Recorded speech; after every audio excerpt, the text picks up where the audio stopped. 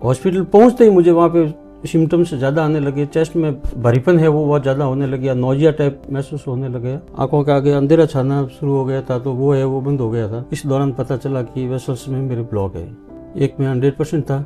एक में 70% था। हाथों हाथ एंजियोग्राफी होकर के एंजियोप्लास्टी तुरंत जो हो गई, तो मैं जो इसमें जो देसी भाषा में अपने जो कहते हैं जो कुछ मसल्स के लिए जो नुकसान हो जाता है, तो वो नुकसान नहीं हुआ और उसके लिए रिकवरी के लिए मुझे बहुत ज़्यादा बेनिफिट रहा। सही बात यह है कि मुझे एहसास भी नहीं है कि हमारे एंजियोप्लास्टी भी हो रही है। टिल डिस्चार्ज एक भी रुपया हमारा उठो नहीं लागो। झलको प्रेजेंट्स निरोगी काया शो। दिल री सुननी बहुत जरूरी है, और अगर दिल कुछ कहे तो वो आम भाषा में नहीं बल्कि कोई सिम्टम दे रहा अपने शरीर पर अपनी बात पहुंचावे है। आज निरोगी काया रही एपिसोड में आप हृदय संबंधी कुछ रोग रे बारे में बात करांगा, और सिर्फ रोग रे बारे में बात नहीं करेंगे बल्कि उरो कई उपचार है कि तरह ठीक ढंगू इलाज वे सके, और इलाज रे बाद सब कुछ कतरो नॉर्मल वे उरे बारे में आप बात करवा वाला। हाँ, जितना भी दर्शक है बनाने सबने राम राम नमस्कार। मैं हूं किंजल और आप देख रहे हो झलको मीडिया। सर, आप लोग भी हमारे चैनल पे बहुत बहुत स्वागत है। मैं जानना चाहूंगा कि हृदय संबंधी की तरह की परेशानी आपने ही और की तरह आपने पतो पड़ी हो, कई सिम्टम्स आपने नजर आया? शुरुआत में जब तकलीफ हुई थी उसमें हल्की सी छाती में भारीपन महसूस हुआ था। कोई ज़्यादा चेस्ट पेन वाली बात मुझे नहीं हुई थी कि मेडिकल डिपार्टमेंट से हूँ मैं, तो थोड़ा सा मुझे डाउट हुआ था कि मुझे कुछ एबनॉर्मल फील हो रहा है, तो मुझे उसके लिए इन्वेस्टिगेट करवाना चाहिए। तो मैं नज़दीकी यहाँ पे पावटा हॉस्पिटल में गया था। तो जब तक गया था उस समय तक मैं अकेला ही गया था, कोई वाली बात नहीं थी कि एक रूटीन इन्वेस्टिगेशन के लिए कुछ अलग लग रहा है तो मुझे जाँच करवानी चाहिए। हॉस्पिटल पहुँचते ही मुझे वहाँ पे सिम्टम्स ज़्यादा आने लगे, चेस्ट में भारीपन है वो बहुत ज़्यादा होने लग गया, नोजिया टाइप महसूस होने लगे और साथ ही घबराहट टाइप महसूस होने लगी। वहाँ डॉक्टर साहब को दिखाया था मैंने, तो डॉक्टर साहब को दिखाते ही उन्होंने ईसीजी के लिए मुझे एडवाइस किया था। तो जब तक मेरी ईसीजी हुई उस समय तक मेरी कंडीशन है वो और ज़्यादा ख़राब हो रही थी। हालांकि मैं घर से हॉस्पिटल पहुँचा हूँ, जब तक मुझे इतनी कोई घबराहट या इतनी ज़्यादा वाली नहीं थी, लेकिन हॉस्पिटल में जाने के बाद में मुझे सिम्टम्स से बहुत ज़्यादा महसूस होने लगे। तो ईसीजी करते ही, मेरी ईसीजी देखते ही डॉक्टर मृदुल राठौड़ पावटा में उन्होंने देखे थे। उन्होंने कहा था नरपेशन जी आपको एमआई है, हार्ट की तकलीफ होगी, आपको कार्डियक प्रॉब्लम है, अब आपको हिलना डुलना नहीं है। मुझे वहीं पे बिना हिले डुले शिफ्ट किया गया, बेड पे शिफ्ट किया गया और प्राइमरी तौर पे मुझे ट्रीटमेंट दिया गया। तो जैसे ही प्राइमरी तौर पे ट्रीटमेंट दिया तो मुझे काफ़ी रिलीफ मिल गई। उसमें जो घबराहट थी मेरी वो कम हो गई, जो पसीना हो रहा था वो पसीना होना बंद हो गया, आंखों के आगे अंधेरा छाना शुरू हो गया था, तो वो है वो बंद हो गया था। लेकिन उसी समय मुझे कहा था कि अब प्राइमरी ट्रीटमेंट तो आपने कर दिया है, लेकिन आपको इसमें कार्डियोलॉजी वालों को दिखाना पड़ेगा जी। तो तुरंत जो ईसीजी है वो बात की देखी थी, वापस ईसीजी रिपीट की थी, तो उसमें मुझे चेंजेस वापस नॉर्मल हो गए थे। ईसीजी में काफ़ी रिलीफ मिल गई थी, इसी की वजह से मैं फिजिकली भी अपने आप को कंफर्टेबल महसूस कर रहा था। उसके बाद में कार्डियोलॉजिस्ट को दिखाने के लिए जो बात हुई थी, तो दिखाने के लिए कि भी आप दिखाने थे, तो वैसे मेरे फादर का भी ट्रीटमेंट चला था डॉक्टर विनीत जैन साहब के पास में। मदर इन लॉ का अभी भी है, वो व्यास मेडिसिटी से ट्रीटमेंट चल रहा था। तो मैंने कहा कार्डियोलॉजी के लिए मुझे ओपिनियन लेनी चाहिए, मैं ठीक है वहाँ जा करके दिखा देता हूँ। तो हॉस्पिटल से जब 10-15 मिनट इस दौरान घर वालों को फ़ोन कर दिया था, तो घर वाले भी पहुँच गए थे। तो उस समय तक वापस मेरी तकलीफ है वो बहुत ज़्यादा बढ़ने लगी थी। वापस वही घबराहट होना, पसीना होना, अंधेरी टाइप छाना, ये सब हो गए थे। तो मुझे वहाँ पे से सीधा भी मैं गया था, वो व्यास मेडिसिटी गया था। तो व्यास मेडिसिटी जाते ही मुझे वहाँ पे अटेंड किया गया। वहाँ पे डॉक्टर अशोक सिंह जी फिजिशियन और डॉक्टर विनीत जैन साहब ने इवेल्युएट किया और हाथों हाथ उसी समय इमरजेंसी इन्वेस्टिगेशन कराया। उसी समय देखते कह दिया था कि इसमें कुछ वेस्कुलर आपके हार्ट की प्रॉब्लम लग रही है, तो आपको एंजियोग्राफी करानी पड़ेगी। तुरंत मुझे एंजियोग्राफी के लिए वो इन्वेस्टिगेशन और इको के बाद में एंजियोग्राफी के लिए शिफ्ट किया गया, और इस दौरान पता चला कि वेसल्स में मेरे ब्लॉक है। एक में 100% था, एक में 70% था। तो उन्होंने कहा 70% में कुछ भी नहीं है, लेकिन जो 100% है इसके लिए आपको स्टेंट लगवाना पड़ेगा। तो उसी समय तुरंत मुझे स्टेंट लगवाए गए। स्टेंट लगा के करीबन मैं वहाँ पे 4 बजे पहुँचा था। ये 17 जनवरी की बात है, 17 जनवरी 25 के लिए। तो यहाँ पे हॉस्पिटल हमारा बंद होने वाला था, दूसरी जगह भी हॉस्पिटल का टाइमिंग वो उसी हिसाब से रहता है, लेकिन मुझे वहाँ पे जाते ही टेंट वहाँ पे मिल गए थे डॉक्टर साहब, और जाते ही इवेल्युएट करने के बाद में ऑपरेट एंजियोग्राफी के लिए अंदर ले लिया और एंजियोप्लास्टी कर ली थी। एंजियोप्लास्टी करके करीबन 6 बजे के आसपास मुझे वापस आईसीयू में शिफ्ट कर दिया। 19 तारीख को मुझे मॉर्निंग में वहाँ से डिस्चार्ज कर दिया। तो वहाँ जाते ही एक तो मुझे जो बेनिफिट मिला वो तो थोड़ा सा मुझे कहना नहीं चाहिए, बाकी थोड़ा मेडिकल में जुड़ा हुआ पहले ही मुझे थोड़ा सा संशय जो हुआ कि मेरे कुछ एबनॉर्मल है, इसीलिए मैं अकेले, हालांकि मेरी वो गलती है, मुझे उस समय अकेला नहीं जाना चाहिए था, ये मेरी गलती थी जो medical as a medical person मैं ये कहता हूँ, उसमें मुझे किसी न किसी को साथ लेकर के जाना चाहिए था। तो मैं वहाँ हॉस्पिटल पहुँच गया और वहाँ जाते ही डायग्नोस हो गया, और डायग्नोस होने के बाद में वहाँ जाते ही जो हाथों हाथ एंजियोग्राफी होकर के एंजियोप्लास्टी तुरंत जो हो गई, तो मैं जो इसमें जो देसी भाषा में अपने जो कहते हैं जो कुछ मसल्स के लिए जो नुकसान हो जाता है, तो वो नुकसान नहीं हुआ, और उसके लिए रिकवरी के लिए मुझे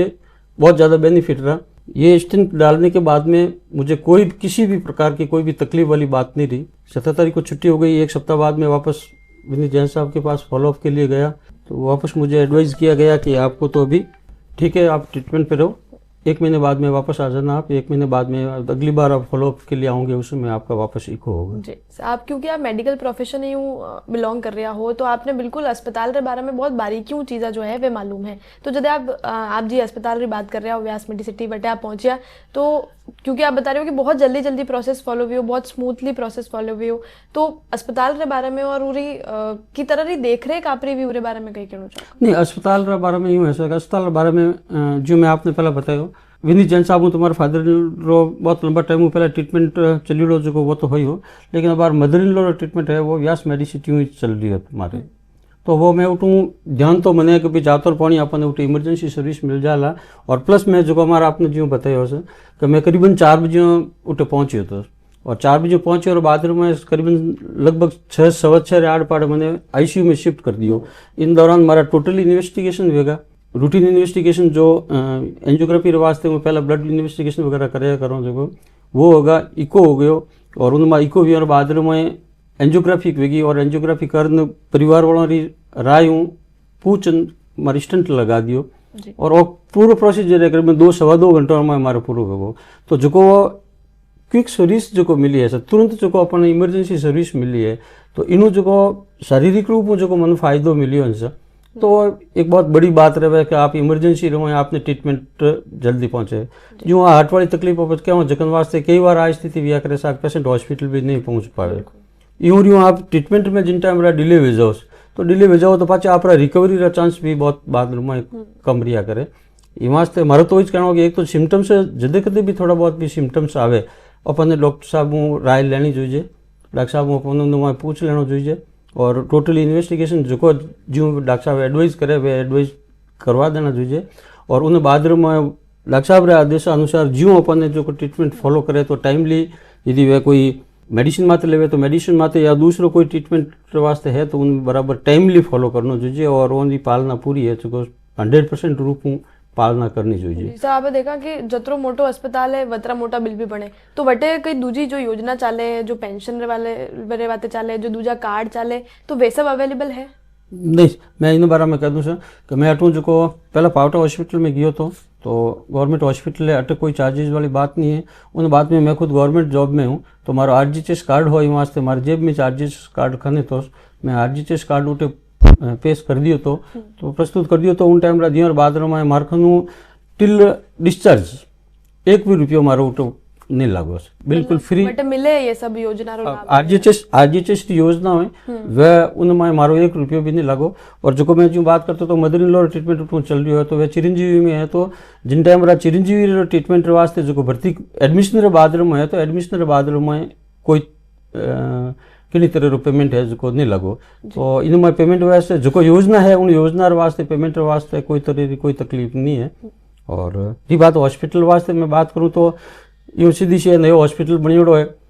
बहुत अच्छो हॉस्पिटल बनियोड़ो है, साफ सुथरो हॉस्पिटल है, खुला वातावरण में हॉस्पिटल है, इमरजेंसी सर्विस है जो बहुत अच्छी सर्विस है। मारो तो खुदरो पर्सनल एक्सपीरियंस ने कहना જોઈએ कि वहाँ जिकड़माते बीते तो जिन टाइम रहा मैं पावटा हॉस्पिटल में पाची तबीयत खराब है, ढुकी उठे तो पहुंची तो जट तो मारी हालत बहुत ज़्यादा खराब हो गई थी, तो उन टाइम मैंने बहुत ज़्यादा घबराहट वेउन ढूकी, पसीनो वेउन ढूको, और सेमी कॉन्शियस में स्थिति में मैं उठे पहुँचे तो सेमी कॉन्शियस में मन वो एहसास है कि कोई बातचीत कर रहा था, और ट्रीटमेंट बारे में कोई बातचीत कर रहा है, डॉक्टर साहब कोई बोल रहा है, लेकिन मैंने वो पूरी तरह कॉन्शियसनेस नहीं थी। तो इनमें वही जो इमरजेंसी और क्विक सर्विस जो मिली है, और मैं तो धन्यवाद दूँ सर विनीत जैन साहब ने, हकीकत में 2 घंटा में तो बिल्कुल मारो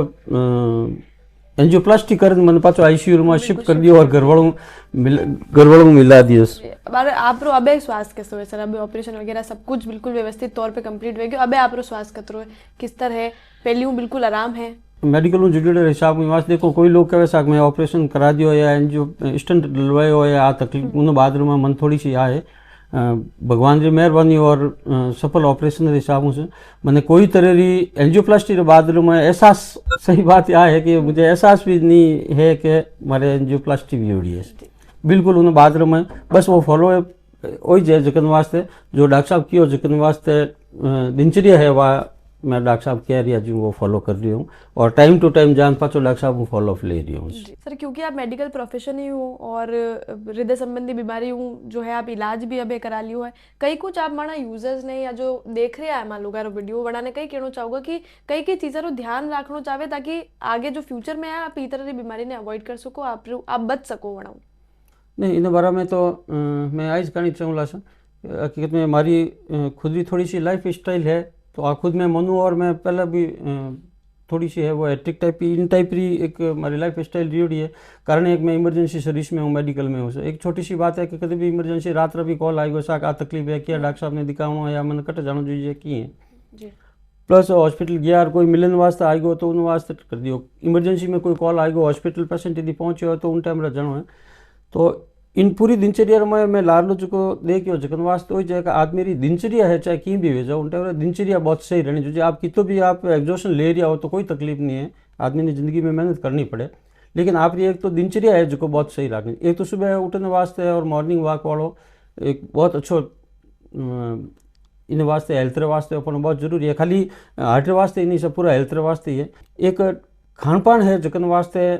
बहुत ध्यान देने वास्ते जरूरत है अब लोग हालांकि अब जो थोड़ा एपिसोड में व्याज देखो से कम एज वाला में हार्ट अटैक वाले इन बात क्या जो तकलीफ ज़्यादा वेरी है लेकिन ज़्यादा एज में एक एज बाद में आदमी डाइट में खाना में आप परिवर्तन पूरा करना चाहिए कई कुछ छोटी मोटी चीज़ें जो आप चाहोगा कि बतानो कि अवॉइड करनी चाहे उन्हें अवॉइड करने वास्ते तो नशा वाली प्रवृत्ति मत पूरी तरह रोक रहनी चाहिए मैं गाँव यूँ जुड़ो रही हूँ गाँव में बैठा रहा हूँ टाइम कई लोग कहे वैसा वो ले लियो उन्हें वो यूँ कर रही हो दारू पी रही हो उन्हें की नहीं पियो वो और नशो कर रही हो उन्हें की नहीं वे रही हो और इन्हें की नहीं वे रही हो लेकिन ये उन लोगों ने वे जिन टाइम अचानक वे उन टाइम बाद में वो कंट्रोल में नहीं रहा करे इन वास्ते आप नशा मत है जो बहुत कंट्रोल रखना चाहिए नशो बनती कोशिश है जहाँ तक संभव है सके जितना एक तो नशो नहीं करना चाहिए लोगों ने अलग अलग थ्योरी वे अलग अलग इम्यूनिटी में तो फर्क पड़े जगन वास्ते कर दे कई आदमी है जो मैं मारा वास्ते कह दूँ मैं सुबह हूँ शाम तो खाना नहीं खाऊँ तो कोई तकलीफ वाली बात नहीं है एनर्जेटिक रूप में हांग दिन घूम लूँ सा लेकिन अब धीरे धीरे वो पता लग रही है कि घूम में ले रहा हूँ लेकिन उन्हें जो साइड इफेक्ट शरीर में तो पड़ रही है वह यंग उम्र ही उन टाइम तो नहीं है लेकिन अब जान बाद में वो एहसास रहे साक नहीं साक वो गलत है तो इन वास्ते सब पहलो तो एक ही है घूमने वास्ते सुबह और शाम वास्ते एक ध्यान देना चाहिए खाना है चुको बराबर टाइम में लेना चाहिए जो काम करेला उन टाइम फील्ड में जावेला उन टाइम हर पारिवारिक परिस्थितियाँ अलग रहे तो परेशानी रिया करे लेकिन उन बात ने ज़्यादा आदमी ने दिमाग में स्ट्रेस नहीं लेना चाहिए और यदि वो स्ट्रेस है तो संबंधित डॉक्टर साहब ट्रीटमेंट करवा और उन स्ट्रेस वास्ते आप गोली लेनी चाहिए स्ट्रेस रो इन में तो बहुत ज़्यादा फर्क पड़े। आप निरोगी काया ये एपिसोड में कई कुछ जानियो कई कुछ देखियो कमेंट सेक्शन में मैंने लिख सको चैनल सब्सक्राइब करना मत भूल जो जल को मीडिया लारे में हूँ किंजल और कैमरा पर्सन सानिया।